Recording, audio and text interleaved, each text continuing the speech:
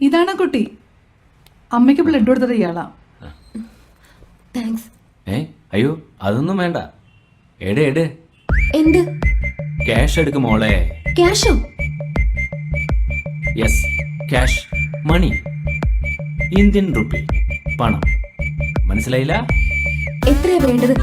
1000 രൂപ, 1000 റുപ്പീസ്. ഒന്ന് നിൽക്കൂട്ടോ, ATM പോയിട്ട് വരാം. ഓക്കെ.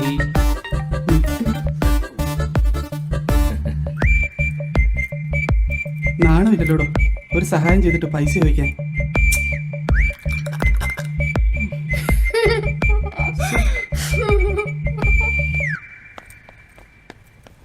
ഡോ ഒന്ന് നിന്നേ.